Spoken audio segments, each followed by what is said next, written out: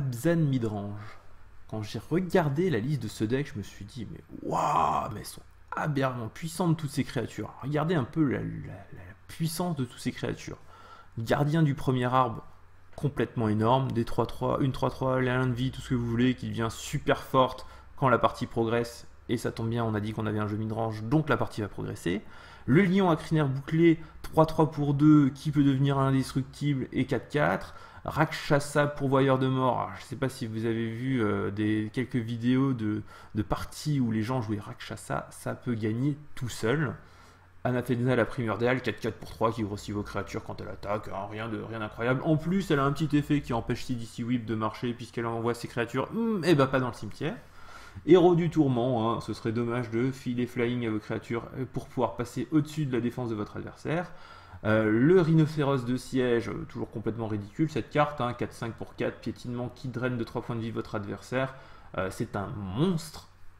Et le roc compagnon qui met 1, voire 2, 3, 4 vols pour 5 mana et qui vous fait gagner des points de vie quand vous attaquez, pareil, un monstre énorme. Ensuite, je suis arrivé sur les spells, je me suis dit, mais qu'est-ce qu'on met avec ça? Mais c'est énorme, on met des charmes d'Abzan, c'est très très fort, charmes d'Abzan, ça tue des bêtes et ça vous fait piocher quand vous êtes un petit peu derrière. Le Sorin Visiteur Solennel, un très très bon Planeswalker, puisqu'il vous permet et de grossir vos bêtes et de leur donner des liens de vie, ou de mettre des jetons de 2 vols, sachant que son plus 6 en plus il peut arriver très très vite, hein. Et le plus 6 vraiment pour détruire une créature à votre adversaire chaque tour, dans pas mal de matchs ça va vous faire gagner. De très bons anti-bêtes, hein, les meilleurs du format, chute du héros et anti-meurtrière, et le commandement de Dromoka qui va vous permettre de vous... Oh, mais c'est fort ça vous permet de vous battre contre une créature, de grossir une de vos créatures.